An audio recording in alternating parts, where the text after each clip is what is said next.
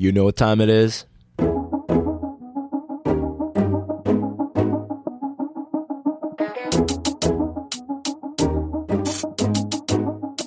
It's mime time. Dustin Wessa is a very talented, unique individual who moved to Korea 15 years ago from the States. We talk on several topics including Korean culture, Korean food, Korean alcohol, and working in Korean broadcasting. He knows more about Korean traditional alcohol than most Korean people ever will, working as a Korean sommelier. Thanks to his expertise, excellent service, and taste, he helped a fine dining restaurant in Seoul gain a Michelin Star, and now he's on to even bigger projects. He's a gentleman of refined taste and one of my best friends. For years, I've enjoyed talking with him, and now you finally get a taste. Hohoho. See what I did there? If you enjoyed this episode, please subscribe and leave a review. Thank you for listening. Oh, baby.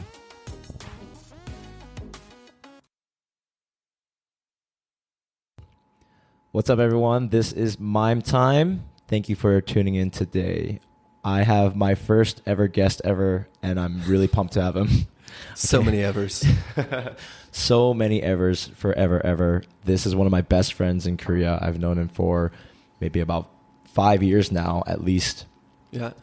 And his name is Dustin Wessa, and he is a Seoul sommelier, alcohol sommelier, and a very good cook and a very good friend of mine. I don't know how else to introduce you. Do you remember before, and I couldn't pronounce the word, and I said sommelier? We decided that a sommelier is a pirate from.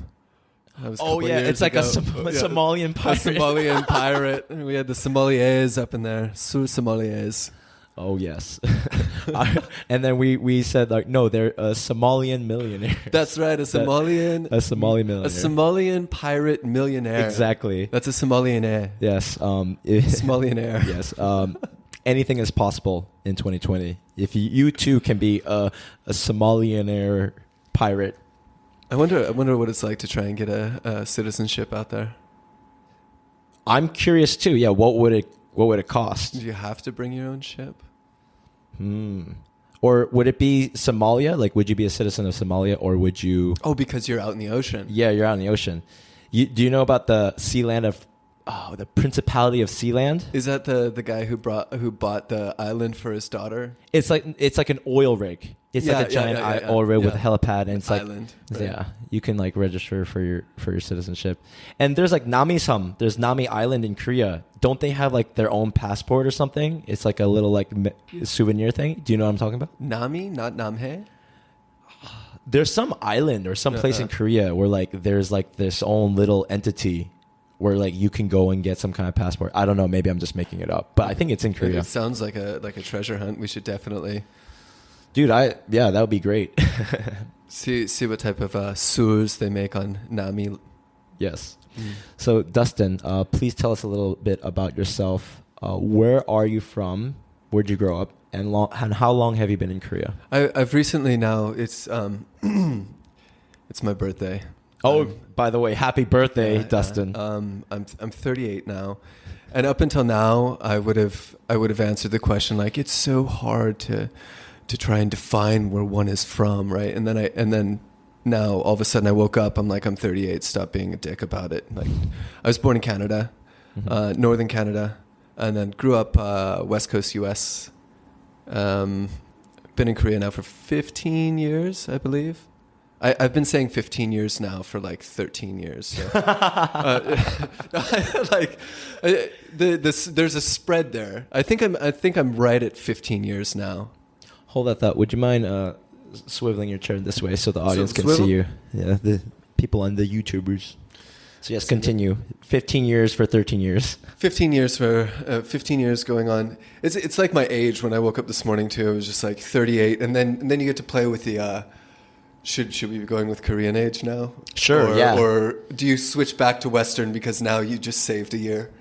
If I don't eat my miyeokguk, am I Am I still 37? Yeah, so for those of you who don't know, in Korea, it's a tradition to eat myeokguk at the New Year. It's a seaweed soup. Yeah, it's a seaweed soup, Yeah. and you eat it to celebrate the New Year and also your birthday. Because in Korea, there's Korean age. So when you're born, you're already 1 year old, and then not only do you gain a year on your birthday, but everybody gets a year on January 1st. So you can be like 25 in international age, but then in Korean age, you're actually 27. Yeah, and sometimes it gets a little complicated. It's not that complicated, but it's easy to mix up. It's not, because it's not like we're testing for the exact moment that you were conceived. So there's no record of that, right? But can you imagine what it's like to work in F&B in with the laws being as they are, when everyone that's 18 in the entire nation just became the legal drinking age? That's really interesting. I've never thought about that before. So then in January, like, sales must spike or something like that, no? Bars and nightclubs, like, everyone must be like, yeah, like, I'm 20 in Korean age. I mean, how much money do you have when you just turned 19? So. Well, still, yeah. But yeah, can you imagine cleaning up after them? You have the highest alcohol consumption per capita in the world. Number one selling alcohol in the world, green bottle soju, right? Mm-hmm. Per volume. Yes. And then everyone that's 18, that just turned 19, which is the legal drinking age here, all at once, in one day, with one bowl of seaweed soup, can rush to a bar and drink themselves white girl wasted for $3 a bottle. Can you imagine what it's like to try and less cope than with that, right? Because how much is it now? 1,600? If you're at like a convenience store or something, but like if you want to have something to eat and you're going out, it's like $3 or $4. Oh, right. You're at a restaurant. Yeah. Still, 18% alcohol, 500 milliliters, or is it 375? It must be 500, right? No, maybe not. I don't remember. Anyways, $3, $4. Yes, one of these green bottle sojus, this clear rice liquor, will get you wasted. Ooh, correction. To clarify. Oh, please, yes, that's why you're here. Please clarify. The Seoul Sommelier. Yeah, Seoul is Korean for alcohol. Yeah. It's not rice based, right? Green bottle soju is not rice based. It used to be. Yeah, exactly. It used to be, or you might argue it's supposed to be, which I want to hear your thoughts about. What is green bottle soju? As you said, it's like the most consumed alcohol in the world, or yes, just yeah. It's pretty crazy to think about. And it's the most. It has the highest sales per volume of any alcohol in the world, and Korea has the largest alcohol consumption per capita in the world. So that averages is about 2 to 3 bottles per person per day. You hear that, Ireland? Ireland's not even close. Russia's a runner-up, real close number 2. I don't know if the numbers have come out this year. And Russia's been actually, recently what I was reading is Russia's decreased alcohol consumption by quite a bit. Within the last 2-3 years, alcohol consumption has gone down by 20-something%. Why would that be? I don't know. People are getting healthy. Or people refuse to get healthy, and that percentage of the population is out. Maybe they know 2020 was coming, so then there's like, oh, we better get our stuff together. Yeah, at a certain point, you got to turn a corner, right? So it's not rice-based anymore. It's actually it's tapioca-based. Tapioca? Yeah, tapioca is the cheapest base that you can use to ferment alcohol into ethanol right now. I don't even know what tapioca is. Like, I've heard this word tapioca my whole life, but I'm ignorant. Like, I don't even know what is tapioca. It's a powder, right? It's a thickener. So what's it made of? Like, you can take a sweet potato and make it into flour. You can take wheat and make it into flour. You can make rice and make it into flour. You can use all these bases to produce an alcohol. You can do the same thing with potatoes. It's a little bit more complicated, but tapioca is just another flour. Wow. So all the green bottle soju that people drink every day here in Korea is from from the different big companies, right, that sell it. It's tapioca based. As of now, yes. As of now. And that ethanol is actually, it's not produced in Korea anymore. It's imported from China. What is soju currently? You go to a store, and if you were to take it in the lab and tell me, because I remember you talked about this, it blew my mind. What is alcohol? What is soju made of currently? Okay, so soju let's split this. It falls into two categories, and Korean is there's Huisok soju. Huisok is to be produced chemically, right? And Jungyushik soju is to be distilled. It's a distillate. You can distill your grains into alcohol, or you can just create an ethanol and take that ethanol, mix it with, in the case of green bottle soju that we're consuming now, most of the time a good number of artificial sweeteners, some acidifiers, sometimes some aromatics. It was very popular over the last summer to have like calamansi soju or blueberry or whatever soju. Yeah, I like those. Yeah. They gave me crazy hangovers, but I like them. We're flying straight into a brick wall the next morning. The hangovers can be terrifying, right? You get on bottle 3.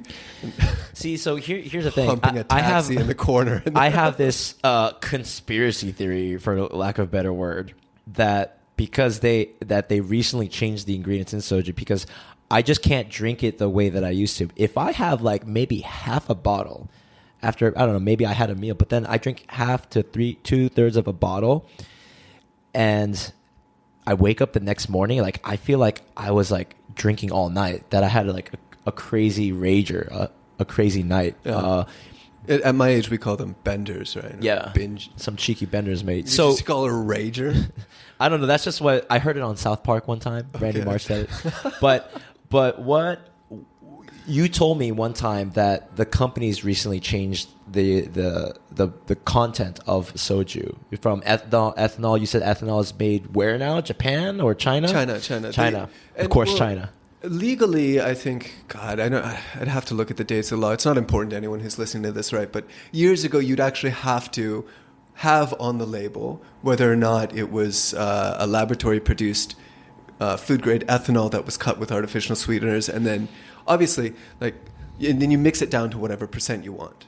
You don't put something into a still and it comes out at 18% or 16.5%, or you take a shot of Absolute vodka, right? And it's 40%. You don't throw that into a still and it comes out at 40%. It comes out at 90 and then 80 and then 70 and then 60. And if you keep running it, as the water vapor starts to, there's no more ethanol available in the mash, and then it mixes with water and you can bring it all the way down. Or you can take the 40%, and if you want a 20%, you have 40% ethanol, you mix it with the same amount of water, you have a 20% alcohol. Right, so everything is just cut. So in the green bottles, it's an artificial sweetener, it's water, and then it's food-grade ethanol that's imported from China. You used to have to put on the label if you're sourcing your ethanol via a laboratory or via distillation. And then big companies lobbied the government, and that law changed a couple years ago. And the recent change, which is interesting, and I hope I don't get offed on my way home for this. When does this come out? Takes you a while to edit, right? But my launch date is February 2nd. February 2nd, so I got a good, 2 weeks to live comfortably. So green bottle soju, the big companies, they recently, within the last year or two, year and a half, maybe 2 years ago, they leveraged that they could change the law, whereas before you had to take a certain percentage of the ethanol that was sourced it was made in Korea. And now 100% of the ethanol can be imported from anywhere. China is the main producer and exporter of ethanol. So we get these ginormous quantities of Chinese-produced ethanol, cut it with an artificial sweeteners, usually a plethora of them, and mix in a little bit of water to bring it to whatever percentage, put it in a bottle here in Korea and sell it. Like, the most expensive part of this entire process is the bottle. That's crazy. So what about the labeling? Because I remember you told me about the obscurity of the labeling of the ingredients, the way they do it. Would you describe it for me? Yeah, anyone who picks up a green bottle, so you've noticed, right? Actually, you haven't noticed. That's the entire, that's the thing. That's the entire point. Years ago, I can't remember what it looked like. Yeah. I can't, 6, 7 years ago when I first came to here, and I was drinking soda. I don't remember what the labeling looked like with the ingredients and all that. So now it's like on the back, you're allowed to design your label however you want. So you have these ingredients that are required by law to divulge to your consumers. But then you have the label. Say the ink you're using to print these ingredients is cerulean blue. And then you also have a character that's wearing a sky blue or a cerulean blue T-shirt. It's just a little character. Now, where are those ingredients, the important ones? Where they fall is right over that shirt. So you can hold it like in a light directly up to your face and still not be able to read. I have actually tried to read soju bottles after you told me this, and it's so hard to read. I mean, it's hard enough for me to read Korean as it is, but on that like pixelated font or whatever. And then, Just gonna grab my coat. oh, all good. That font and of course the character is usually some voluptuous young model who's would be the focus of attention along with her, I don't know, cerulean supposed dress. Right. One of my goals in talking and elaborating on green bottles soju so often is for one of these companies to call me and say, listen, can we give you some hush money? Can you stop talking about the guests, the listeners, the viewers in your venues and in your avenues? They're not interested in the specifics. Just stop, mate. And then I can say, listen, you give me $1 million and you give me my cerulean dress, and I want on that bottle. 2020 cerulean dress for Dustin Wessa. So, do you think the average person has any idea that 100% of the ethanol in soju is imported from China? I don't even know what ethanol is. I don't even think so. I'm just ignorant. I don't actually know what ethanol is. So I don't know what the average Korean person would think if they thought like a main ingredient of soju is imported directly from China. This is the fun part, and this is where it gets real fun for me, because people in my industry, working in Seoul, traditional Korean alcohol, we're fingers crossed, right? Because imagine this. Right now, green bottle soju is Korean alcohol. And there's absolutely no possible way. There's zero chance that traditional Korean alcohols could ever come a smidgen close to the sales of green bottle soju. It's impossible. It's an impossibility. I mean, you look at the soju market in the States, I think the entire thing is maybe $10 million or something like that. And that's basically the sales of traditional Korean alcohol here. Wow. Yeah. Is it more or less, do you know? I think it's like 14 or something like that. What is 14%? 14 million or $14 million in sales of soju, like all kinds of soju in America? All traditional Korean alcohols. All traditional Korean alcohol in America and in Korea? No, in Korea here. Green bottle soju is 10 mil in the US. I'd have to look at these numbers. Okay. I could be wildly off. But it's the amount, my point is the amount of traditional Korean alcohol that's sold, that's known, that's sought after within Korea it's tiny for the amount, like based on total alcohol sales, right? No one knows what it is. Ethanol, I mean, and then you don't know what ethanol is. Ethanol is the alcohol that gets us drunk. There's a huge family. They're all alcohols, and most of them end in ol. Methanol is an alcohol. Furfural is an alcohol. Ethanol is an alcohol. Methopropanol 3 is an alcohol. Something like that. I see. And the one that gets us white girl wasted after our third bottle is ethanol. Mm-hmm. Methanol will make you blind, right? Okay. So when you distill something, the first 10% of your distillate it's methanol. It's also in the mash, and if you drink that, you'll go blind. Here's the silver lining: if you ever drink too much methanol and you're going blind, you can take a shot, and your body will stop processing the methanol. You'll regain your eyesight, and your body will immediately start processing the ethanol instead. So, if you're ever drinking your grandpa's moonshine out of his bathtub and you realize that your sight's going, then just reach in and take a shot of soju or vodka. You'll be fine. Okay, soju could save your life if you're drinking your grandfather's moonshine. That's new marketing campaign. Yes. So, could you briefly describe, since you're so familiar, what is green bottle soju, right? Because there might be people listening or watching who don't really know what soju is. Well, I know we described it earlier. What is experience of drinking soju like? And then what is, quote unquote, real soju, traditional soju? What is the difference? Green bottle soju, as we mentioned, is those three things. It's ethanol, usually tapioca based, ethanol, artificial sweeteners, acidifiers, stabilizers, sometimes aromatics, and water. Traditional soju would be a grain. Like you can make traditional soju from sorghum. You can do it from barley. You can do it from rice. You can do it from millet. And so it's a grain that's been fermented. You take the fermented alcohol, which we would consider a takju or a cheongju, basically our makgeolli, or our quote-unquote rice wine. And then you distill that. And that's what soju would be. What does soju taste like? Green bottle and traditional. Green bottle soju, I would say, and I would challenge you to do this as well. Drink 3 shots of green bottle soju at room temperature. Drink 1 at room temperature, and then drink the third one slightly warmed. Like you can drink a sake warm, right? Yes. And it's nice. You drink a green bottle soju with a little bit of temperature on it, and you realize it's actually just syrup. Whoa. It's the temperature we're like, okay, it's kind of sweet, but it's nice, and it bypasses our gag reflex. And it's also 3,000 won a bottle, so $3 a bottle, so easy to get wasted on. But if you add any amount of temperature, any amount of heat to it, and then take a sip, it's syrup. And then you wonder why you're hungover, right?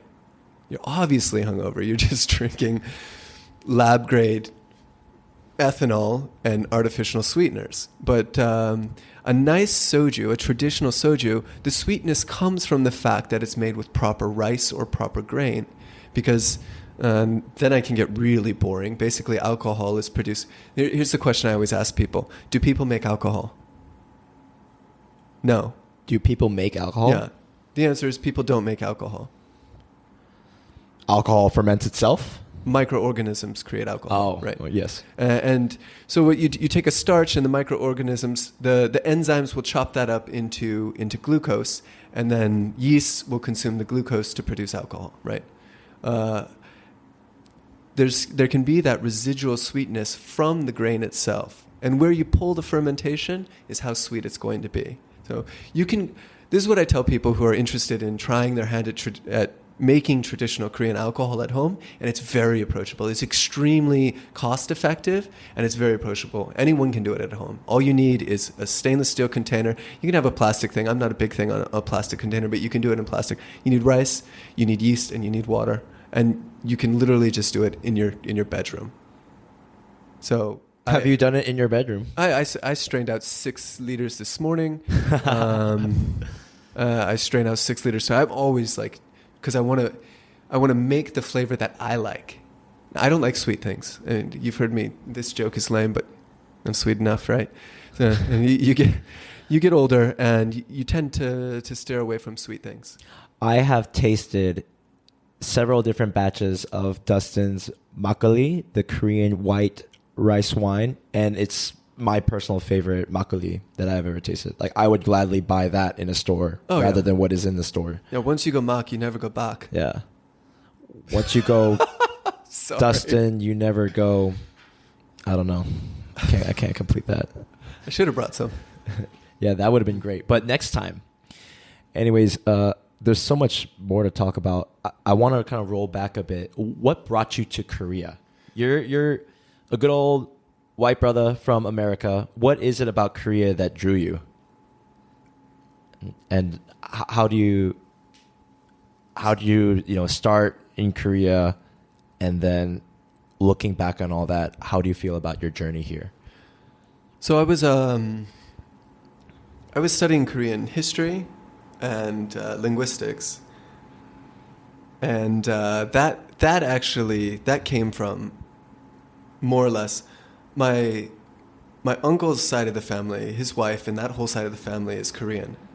So when I was growing up, we, occasionally you'd have your American breakfast, where more or less American breakfast is dessert, right? It's like Cocoa Puffs and milk. And other times we'd have like a bowl of rice with little kim sheets and some toasted anchovies or whatever, like fairly, I'd say, atypical for your average white American family growing up, but that was there in the mix.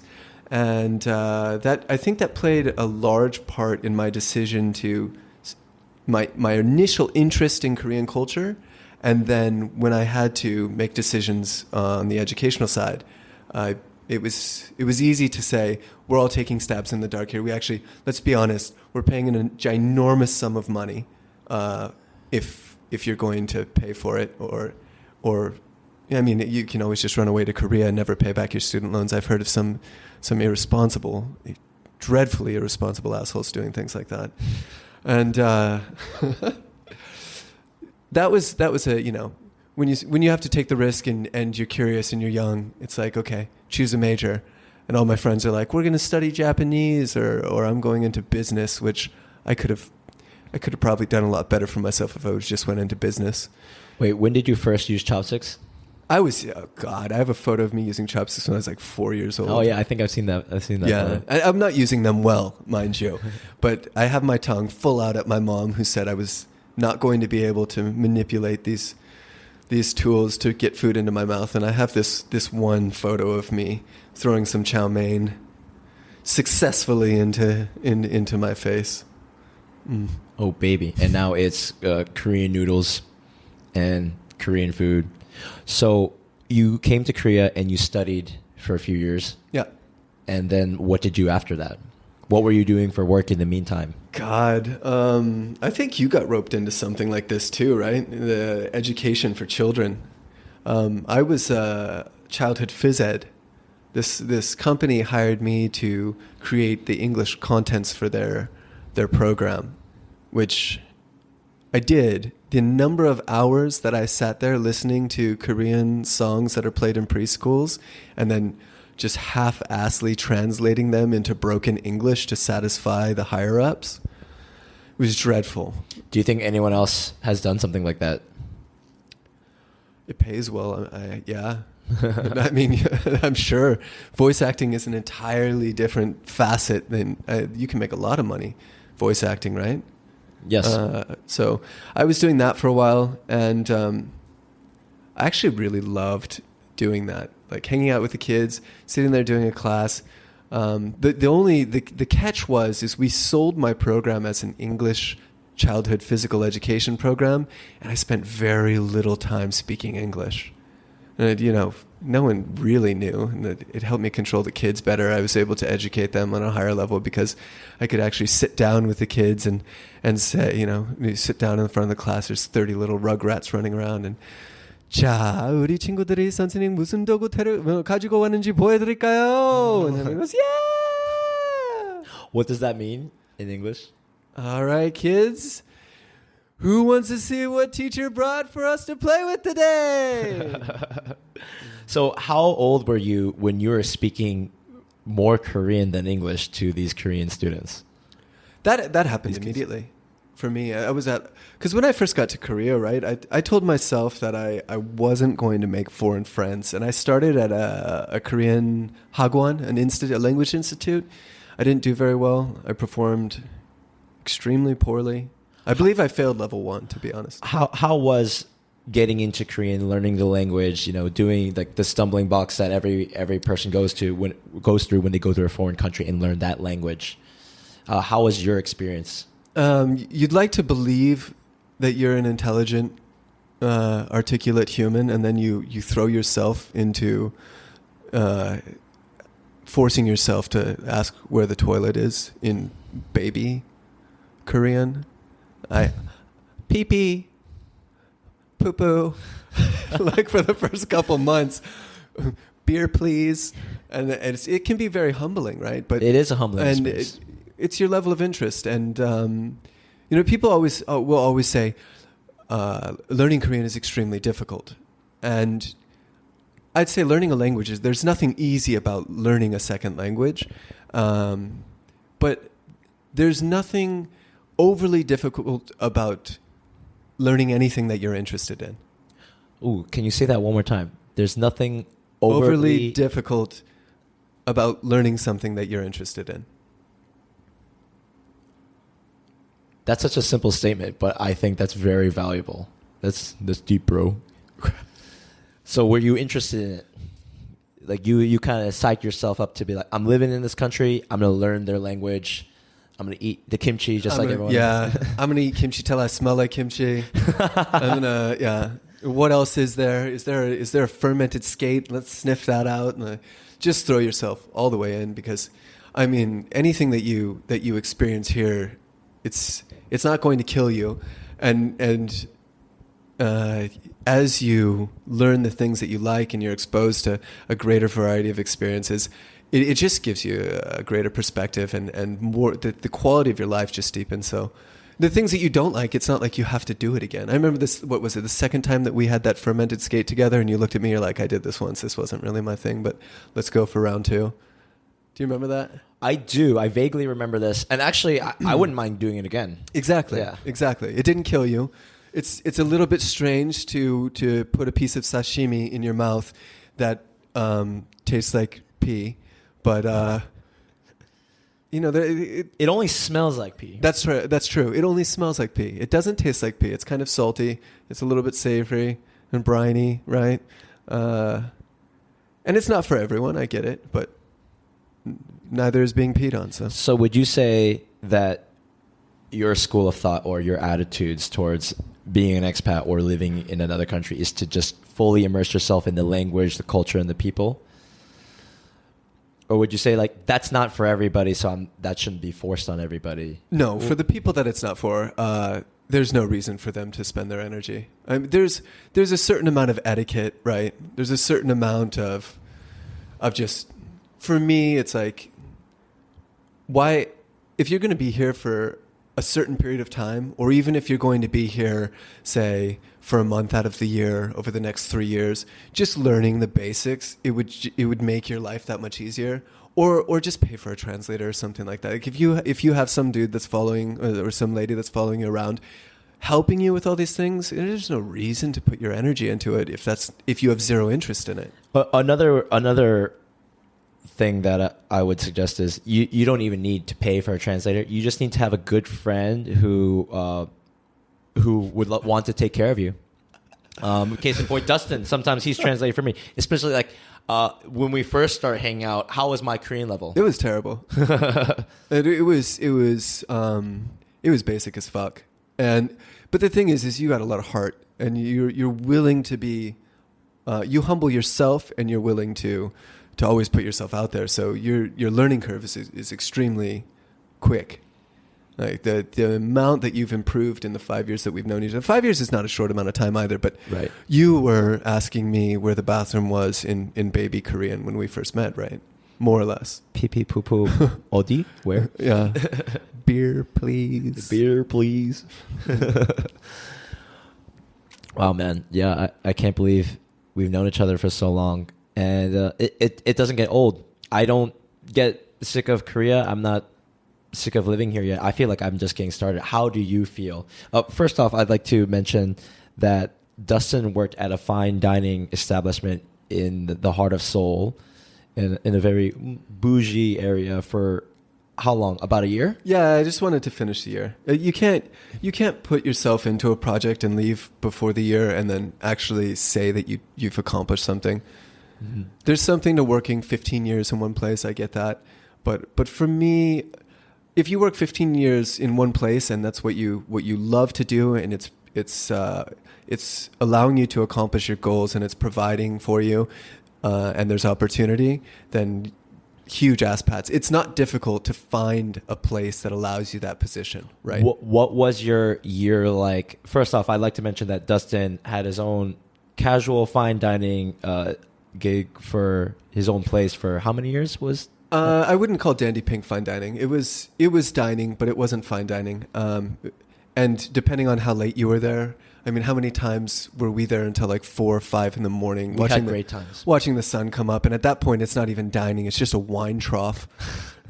17 broken glasses in the sink. And so you were the cook, or would you call yourself the chef? I would have called myself the chef at that point. I would call myself a cook at this point. Dustin was a professional chef at his own restaurant for how many years was Dandy Pink open? Dandy Pink was 5 years. The Perch was 2. Okay.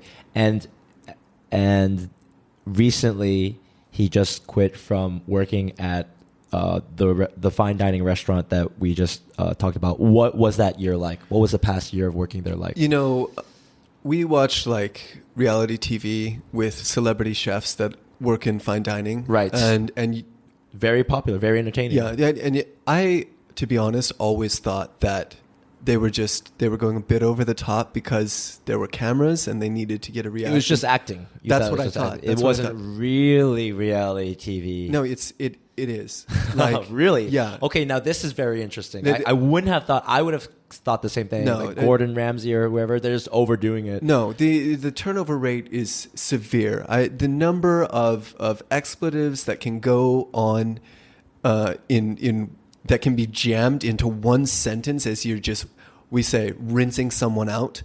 When you get rinsed out, you made a mistake and someone above you is just in your face shouting.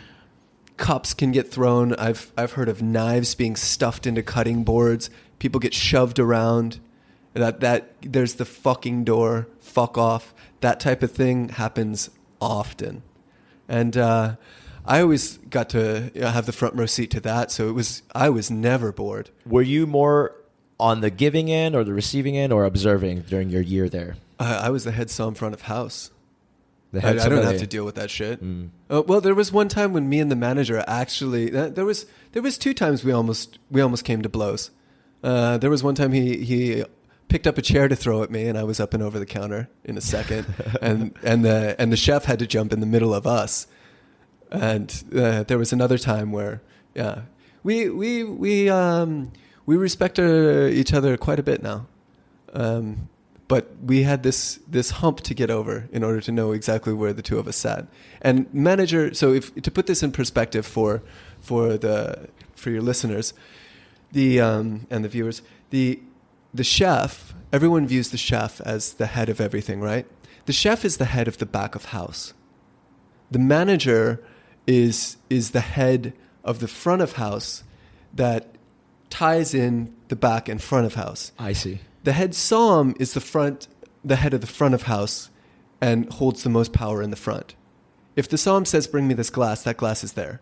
If the som says, I need you to fill the water on table 3, position 2 with 32 degree Celsius water, like, it's happening. So it seems to me that there are 3 important head roles. There's the chef who manages the back, the manager who links the back, the kitchen to the front, and then the som who is taking care of guests. Yeah. The som is the person who oversees service and implements the service. So okay, so just to give my listeners some more context, Dustin owned and ran his own restaurant as a chef and cooked some of the best meals of my life when he was running Dandy Pink. And then he was not anymore. And then for another 2 years, he worked at another place. And then afterwards, he went fully into being a sommelier. Am I pronouncing that? Yes. What is a sommelier? In fine dining, we're generally obviously service is a huge thing. Service is it's the largest part, but then it's also working with back of house and the chefs.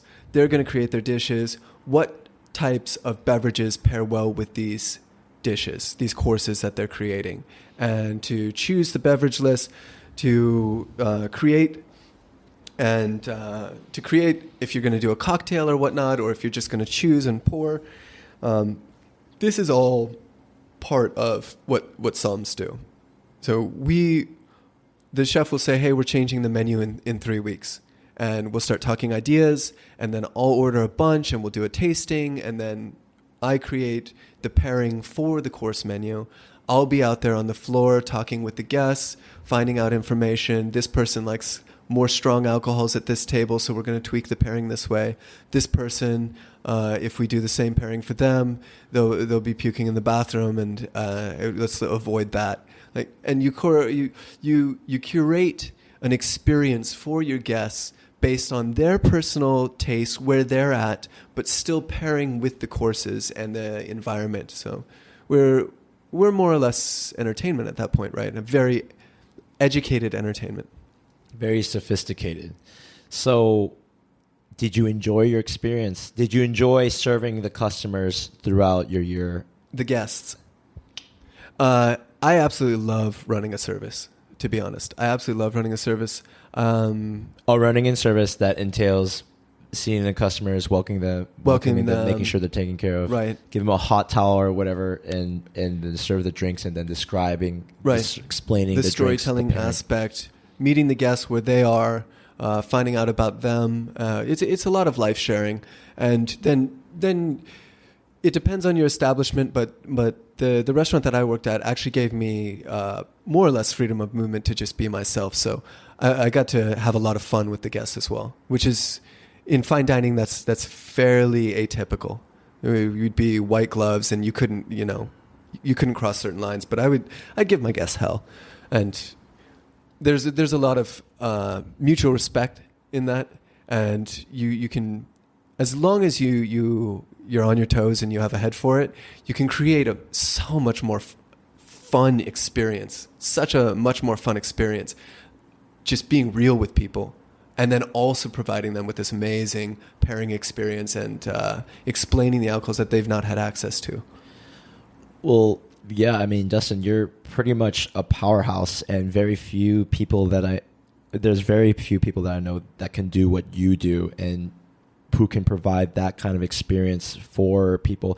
I mean, that's why I went to that restaurant, and it was fun, right? It was one of the best meals I've ever had. Meals and the alcohol pairing. It was awesome. It was like one of the best dining experiences of my life, just because I got to take like my best bro there and treat him to the meal plus the pairing. I thought I was your best bro. Cut, edit. Well, I will definitely treat you to some food after this if you're available. But that pairing, the course, how much was it? 120,000 won? It was 120 at the time. 120 at the time, and then 60 or 80,000 for just the pairing. It was 60 for the pairing. 60 for the pairing. So it's 180,000 won per person. That was at that time. At that time. Yeah. Hold on a second. Yeah. And, that's basically close to $200 or like $160. It was a 10 course at that time? I don't remember, but I will say that the extra 60,000 won or whatever for the alcohol pairing, because you can just go there and get the food, but for the alcohol pairing, that 60,000 won, it was a must. And it was a must. It was a must. So I'm sure they're doing great things. So let's get to that. You were there for a year and you gave out this awesome service, because I can't really describe to you how awesome it was unless you're there, because if you haven't figured out, Dustin speaks awesome Korean, and he knows like to the level of idioms and inside jokes, and has an awareness of like cultural background depending on the context of the conversation, and he just wows people, and it's so fun. It's fun to watch him, listen to him talk, but it's actually even more interesting to watch him impress other people. Like even doing that, even watching him talk to other people is very impressive. And just the way he paired the alcohol with certain dishes and explained it, looking fresh. Like it was like, this is world class. And then because of you, that restaurant became world class and got a Michelin star. It's not only me. It's always a team effort with Michelin. One person, and they give the star to the chef, right? And if the chef closes the restaurant, they still retain their star. Really? Yeah. So you become a starred chef, right?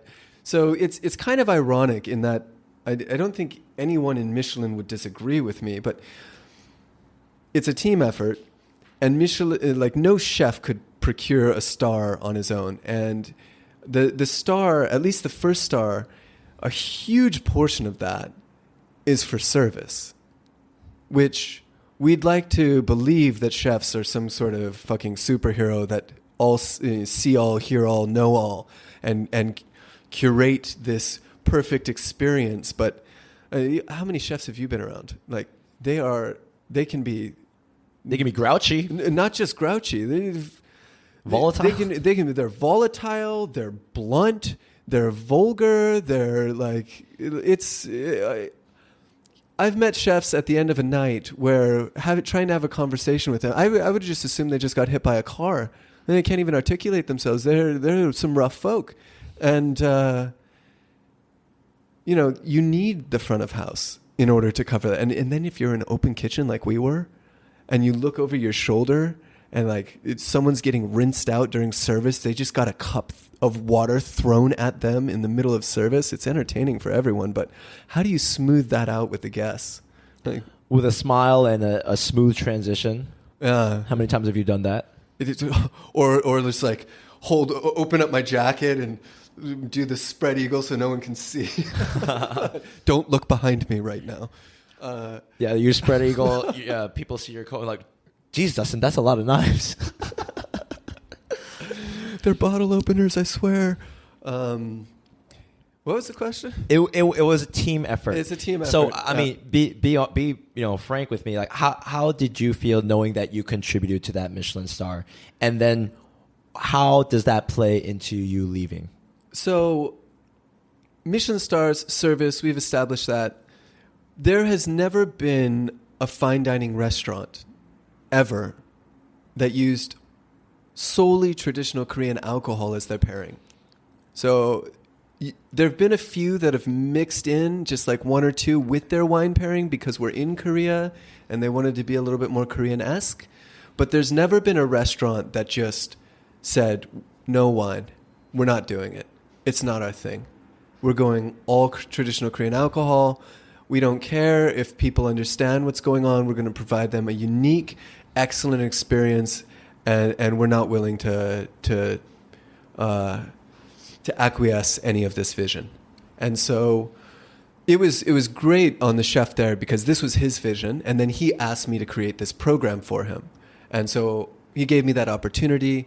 I created the program and implemented it, and then we tried to do some training and whatnot, and it got to a certain point, but front of house was very short staffed over the year I was there, and it's the first year open. The fact that we got a Michelin star in the first year, that is actually amazing, isn't it? Yeah. Because how often is there an average of how long restaurants go for? I don't actually know what the average is, but it's extremely low, and to do it in a way that no one's ever done anything before. With Korean traditional alcohol, with Korean alcohol. Yeah, that is actually an amazing cultural accomplishment. And I don't think there's no one in history or Korean history, world history who has done that but you, Dustin. It's true, which it was going to be done at some point. I think Mingles since has now done a full Korean alcohol pairing. Mingles Sense? Mingles is a restaurant. It's a Michelin star restaurant. Yeah, God, if I get this wrong, then I might be shot. So I'm not even going to say how many stars they have, but it's a 2-star. God, if they got their third, I'm going to, that's just one more bullet I have to dodge on the way. I'm sure they'll be listening very intently into this podcast episode. What's that red light on my forehead? But they're doing it, and there's a huge interest now being built up in Seoul. And so it was nice to kind of be at the forefront of the pack. And it was great to be the first and to be able to have the opportunity to create that program and to share that experience with the guests. Ultimately, my decision to leave the restaurant is that I believe Seoul has such a larger potential. And it was wonderful to be there, but for me to just stand in one restaurant's kitchen in the hall for another couple years when I have more work to do, it just didn't really make sense. And how far could that restaurant allow me to go, right? Also, why do that and be in service, provide excellent service and show the world and show your clientele this amazing Korean alcohol? All those pairings were awesome. They were so on point. Having people experience like the alcohol paired with the food. You could do that for your own. You could do that for the rest of your life. I know you can. But what if you could have? What if you could cultivate a culture where there's hundreds of people doing what you could do, or somewhat on a comparable level? Yeah, I have no. You see it a lot. Korea is very quick on trends. You saw it in the craft beer scene. You saw it in the single malt scene. You're seeing it now in the nature wine scene. Where with the first few that get started, they're like, we just need more of this. We need more good beer. We need more wine. We need more. whatever. And so the level of competitiveness in the first few revolutions as we're getting towards a trend is quite low because it needs to exist. There needs to be exposure before it becomes a market that people want to be competitive in. And before it becomes saturated. Right. And so it was kind of great to be there where I was when I was. But from now, it's going to get... the saturation is... We're at the cusp of a renaissance, right? And tell me about this. This is why I have you on. So traditional Korean alcohol over the last 100 years has there have been so many regulations and so many historical events that have kept it from flourishing, and it's been at one point nearly snuffed out. And this is early 30s. For the first time in Korean history, Japan made the very first liquor laws in Korea. And it was very much about, we're going to provide a platform and a set of technology that allows you to produce ethanol on the cheap. And of course Korea was like, hell yeah, drunk, cheaper. We're hard pressed right now. We need booze and savings, so let's do it. And then 5 years later, Japan implemented the liquor laws, which then made it illegal to buy or purchase any of the small brew stuff.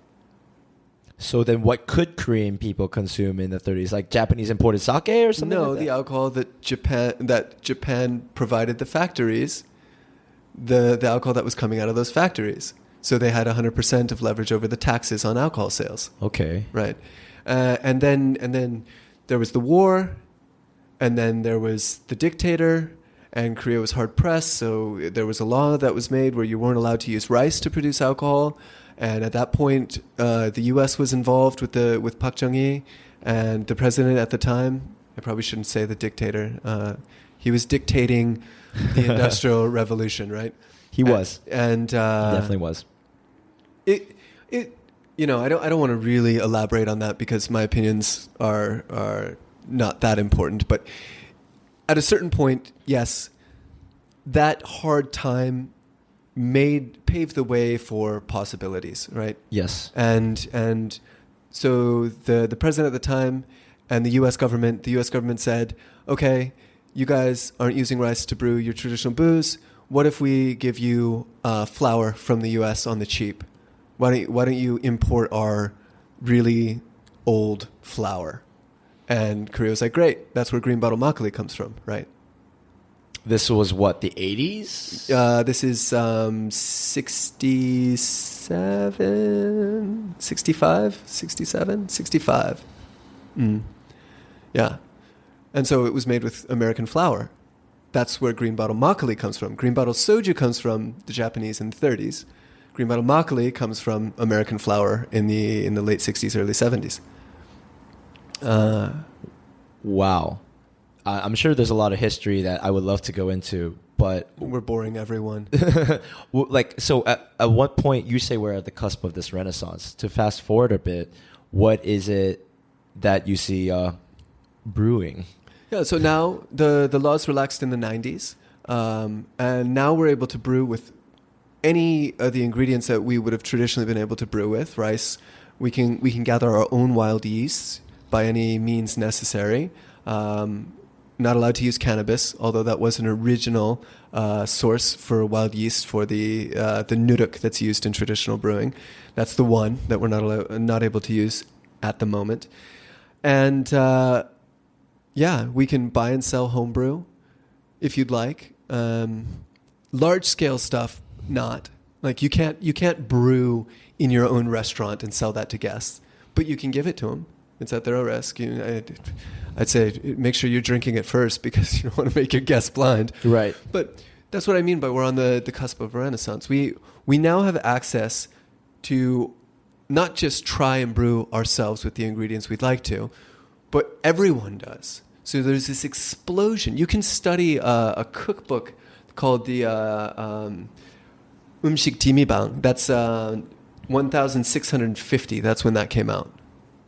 1,000 what? 650. The year 1,650. Yeah. That you can look at that cookbook. you can look at the recipes for traditional Korean alcohol in that cookbook and recreate them the way that they were made then. That's amazing. Yeah. And there are master brewers that are doing that now. Lots.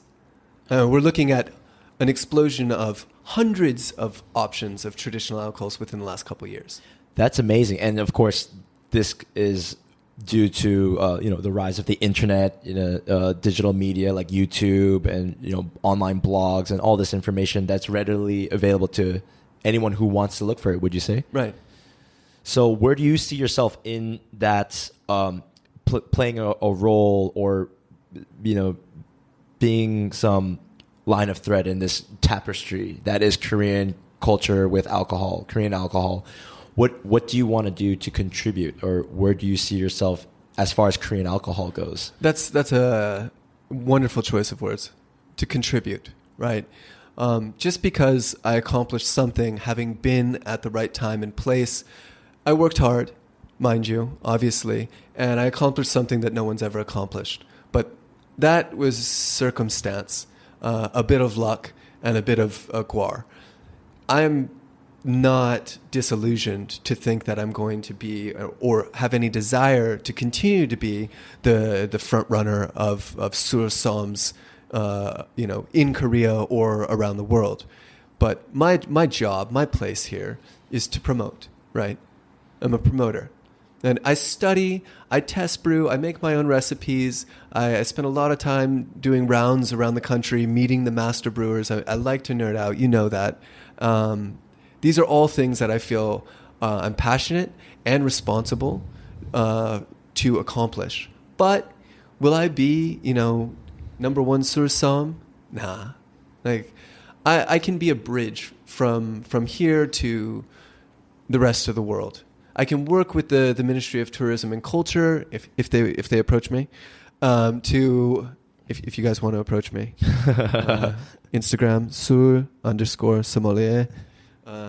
Not Sommelier. And so I want to be a bridge. And part of that bridge is I want to take the amount of study the amount of effort and study that I put and actually create my own alcohol, like my brand. This one it tastes like this because I wanted it this way. And so that's what I've been working on for the last 2 months. Pretty hardcore. I think you have a great name already. It could be Wessa. It could be Dosulchan. Dosulchan. For those of you who don't know, Dustin actually has a Korean name given to him by a Korean monk. We have always said that he's a monk, right? But you know what type of monk he was? No. The type of monk that went into a temple because he was hiding from the law. That also happens. Wait, there's a type of monk that becomes a monk because you're just running away from the law? Yeah. Oh, okay. Yeah. That's interesting. Yeah.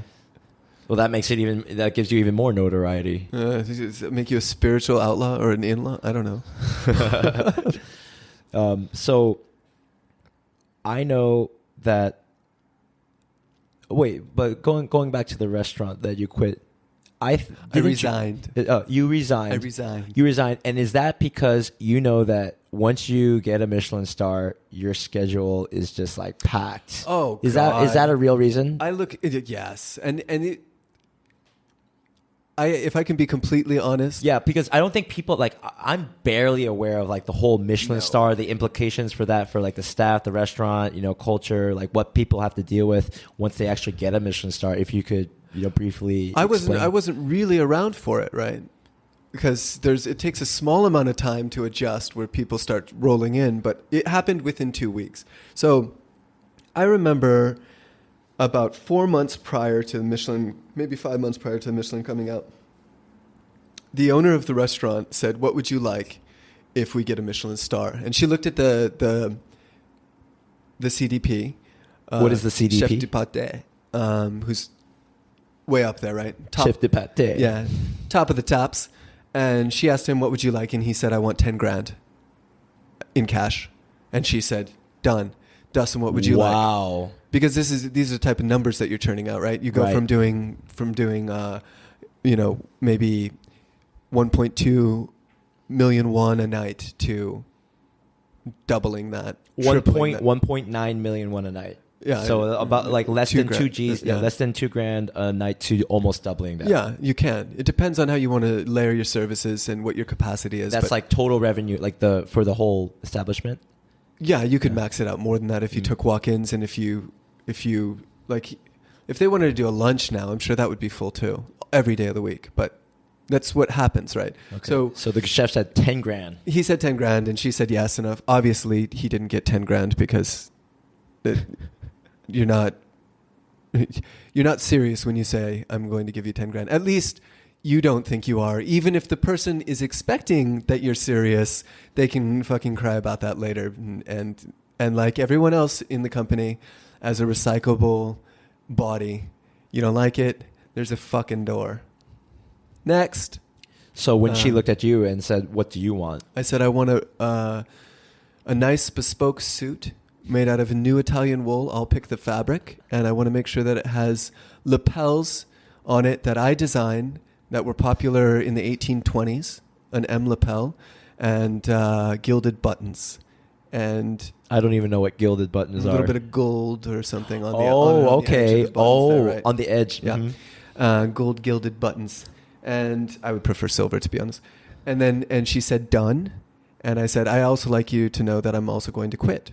And she laughed, and she was like, "You're so funny," because I am, but I wasn't joking. And I never got my suit because they've never followed through on anything that they said I was going to get, except for a disappointment and spite. But no, I'm joking. Welcome to fine dining. You work 60 to 80 hours a week if you're really hardcore. You make nothing. Your salary is absolute bullshit. And then, it's high stress, high turnover rate. You're riding the thunder constantly. And you're basically we call it drinking water, right? You're not drowning because you're not going to die, but you're drinking water. You've been in the ocean. Waves are slapping you in the face. You're going down. And the only thing that saves you is, operating hours come to an end at some point. That's what it's like to work in a fine dining establishment. Then you go Michelin, and it just goes to Valhalla from there. It goes to Valhalla from there. So the reason was it would just be your stress and your workload would just increase all the more. Is that why? And I don't mind no one has a job because they're comfortable, right?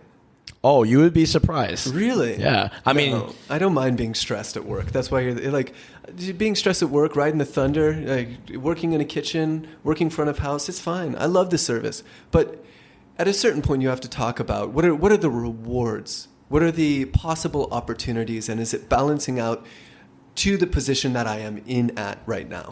Well, if they had given you like a significant amount of money, I don't know, like name a price, would you have stayed? You would be surprised how low that price I named was. It worked out to about $18 an hour. Really? Yeah. For a fine dining Michelin Star restaurant. Head som. And you weren't even making $18 an hour. You were just requesting a raise that would make it to $18 an hour. Yeah. And you requested this when with the news of the Star coming in? Or no, I started negotiations prior because I didn't want there to be a misunderstanding that I was trying to ask for adequate compensation as the result of a potential star. It was just okay. So, but would you have stayed if the money was good enough? Could the money have been good enough? I would have given them more time. And with the entire change of management that was coming in, that would have made their lives easier. But this is what my one of my best friends, Ben, who's the most amazing chef I've ever met in my life. He differs with me on this. When I was there, I said, "This is not my ship." And I had to say, "This is not my ship" to myself all the time because I would want to take control. I would want this to be going in it. I would not make these business decisions. I would not go about it this way. I need to voice and it doesn't get you anywhere. at the end of the day, it's not my ship. Ben, when he's in a kitchen, he's cooking, he comes at it with the philosophy is work at every place you work at as if it was your own. And that's why he succeeds in such an amazingly different way than I do. I would always work with someone like Ben, but there are probably... I saw that for a year. Oh, it was great. It was great. Yeah. It was like, I look at them now. Now they have their star and they're doing very well. And they deserve to be doing well. They put so much time and effort into it. The cuisine itself, the creativity that goes into the dishes is just absolutely phenomenal. And they stuck with the concept, even though I thought they were going to ditch it. I really did. I didn't think they'd be able to keep up with a full sur pairing. Oh, really? They yeah. kept the traditional Korean alcohol and everything? I think they have to, right? Right, yeah. They don't have any options. You do that for a year, you procure a star, yeah. and then as soon as you get your star, you ditch. You change it a bit. And then you go straight wine to increase your profit margins. Nah, they're not those type of people. They have a concept that they want to stick to, and hats off to them. Yeah, Pats all around. I think it's amazing. I think what they did is amazing. And now you're going into broadcasting. Is that right? Broadcasting. Yep. What are your current projects? So I have this one project, and it's taking longer to get off the ground than it should. Working with a team. It's not always to take a concept. Alcohol is the base, right? And so you have to be... How do you sit around drinking with people and not lose your shit and make yourself look like a complete asshole? Well, you've been doing that for, I don't know, decades. And some of those times maybe you did make a fool of yourself. Yeah, and then how do you take that make a ass of yourself and then have the meetings with the editing team and say, now, like, you got to cut out 20% of this because I like living in Korea and I don't want to be asked to leave. And it's about promoting, right? I'm in it for promotion. I want to promote Seoul. I want to benefit this cause.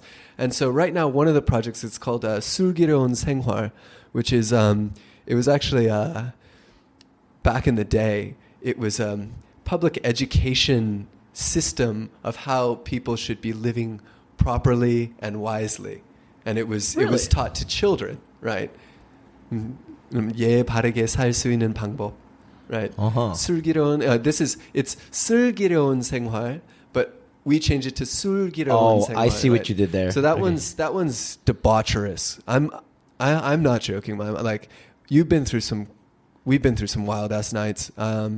I've been known to cross lots of lines. I can take it too far, and this program at a certain point scares me. Like I believe in the last episode, McCoy. From he's in it.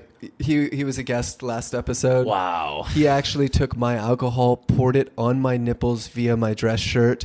We opened it up so that my dress shirt now looks like a cardigan, right? And then he proceeded to suck the shots through my shirt, and we called that father's milk. And then he taught me how to twerk. Like, oh my goodness. It can be so debaucherous. I don't know if we need to pull the I don't know if we need to pull the trigger or pull the brakes on this particular channel. The next channel that we're starting to shoot at the end of this month is Wonjo Shikdang, where we go around the country and we take traditional Korean foods. People teach us, like old timers teach us how to make these foods, and then the premise of the program is like we take something like gambas, right? Like, what is gambas? It's prawns in olive oil in the sizzling and the garlic and the chilies, and we claim that it's Korean. Okay. And then we go around the country and find a similar dish and watch Korean grandma make it, learn how to do it from her, and then come back and theoretically we'll be giving a dinner based on the things we learned. Like a dinner in Seoul, based on what the cooking with what we grandma learned. And then I'll be pairing that with, and then producing the traditional Korean alcohols, brewing and pairing for the dinner. I think I like the concept. The second one is quite nice. The first one, maybe a couple years down the road. It's just too wild. I need to tone it down. This is really because again, like I haven't been able to watch, all the works that you're part of or you're featured in or whatever. I feel like the clips of you being on TV. What was the episode with the God in the countryside? That was Shingiru Shikdang. Right, and I saw you, and I saw the way you were, the way not acting, but maybe you were, interacting with the other celebrities on the show, going on in the countryside, and for me, like I was a little disappointed. Like I expected to see. I was hoping to see more of the real Dustin. Now I understand you got. They edit all of that out. I assume that's what happened. It's all wild. the fun stuff, all this awesome content, this great, real, raw conversation that my listeners are get to enjoy right now, Dustin. Like most people, the Korean audience who's going to watch this program on Korean TV, like they're not going to see the real you. They're not going to see how sophisticated you are or how really or your sense of humor, which I can understand. Maybe like your sense of humor, Korean people maybe wouldn't understand it. This mixture of sarcasm, wit, it's pretty dark. It's dry. The sarcasm, yeah, but I mean that's what I was hoping to see on TV. But I understand too, like they were just gonna cut that out. But even if not that, just like your knowledge of Korean alcohol or some stories you had, like you were like hanging out with a Korean grandma and talking about alcohol or something like that, some real like authentic experience. Like I don't remember seeing an opportunity or a moment where you could like really show like where you shine. Yeah, they that's the thing. They'll make whatever they want in post-production. Like they bring you on a project because they want you or they want something that you can provide. And then it goes into post-production and it goes into the editing room and they can make you look like a professor. They can make you look like a clown. They can make you look like a snide asshole. They can do whatever they want. And they have these preconceived characters for each of the talents on a program. Sure, yeah, okay. And that's why they interview you extensively before you sign a contract. And then they sit down with the writing team. You sit down with them. You go through an exhaustive interview process. And then the writing team, you have 20 people taking notes, recording everything that you're saying. Then they sit down, they have a meeting. They go, we can make him into a professor. We can make him into a comedian. We can make him into like some sarcastic, fun-loving, like whatever. We can do this with this person. And then they shoot. You go into the shoot. They finish the shoot. They review all of everything that you shot, and then the higher ups make the call. Right? I see. Okay, this guy, we thought he was going to do this, but actually he's just kind of like a beagle. Like his attention span of a goldfish, and we kind of wanted him to be master chef, but he can't even focus on like anything. So we'll let him be the comedian front. That means that Dustin is now going to be fine dining professor handling the guests, like with dashing debonair, and you can't say anything about it. You got paid for it, and you already signed off saying that you're not going to interfere with the editing. How have you dealt with that? Well, when I first started, it used to piss me off, right? And when I was young and angsty, you wanted me. Why didn't you present when you were me? young and angsty, like last year? Yeah, like last year. How fast you've matured? Yeah, you'd be 37 to 38 is a wild trip, mate. After 10 years of marriage, 2 restaurants, and well, I would like to. I mean, if I had to assume where your mindset is at now, is you've come to a place of accepting that, and you're like, all right, like I'm just getting paid. I'm gonna do my thing, and then I'm gonna set up another broadcast channel, maybe a YouTube channel where I have more free artistic freedom, and you know what they say. Like that's exactly it. That's it, right? I hit the nail on the head. Yeah, the things that are in front of you are what they are. Exactly. And it doesn't matter how much you hope that they are something else or better or greater. That doesn't change the reality of what's exactly in front of you. So you either want to participate and interact with that as it is, or if you don't, then you need to make decisions to not waste your time. What would you say to people who see what you're doing and they're like, oh, you're selling out, man. You're just compromising. Or the people who are a bit more purist are like, oh, that's like artistic compromise or whatever. You're compromising what you really believe in because you're playing, say, take it extremely, maybe you're just like the white monkey chef on TV, but you're just selling your soul out. What would you say to people who think like? Don't you think that? I think there are actually people who think like that. There most certainly are. Does that ever bother you? No, not at all. It doesn't bother me at all. There are certainly a handful of people that think that. And, Korean people or like and they can talk shit when I'm serving alcohol in my cerulean dress. Well, I think that is a great note to end on. I love talking with you forever, and I'd love to have you on the show again. But for now, Let's bring the booze next time. What's that? Let's bring the booze next time. Next time we will bring the booze. Woo-hoo. Yes, and we will booze it up together. Oh, Dustin, how can people connect with you or follow the awesome stuff you're doing, your adventures here in Korea? Let's see. My public profile is Dustin. Is it period? Sommelier? I believe so. I don't know. You've changed it a few times, but no matter what, I will put it on a link in the show notes and so on. You can check right now.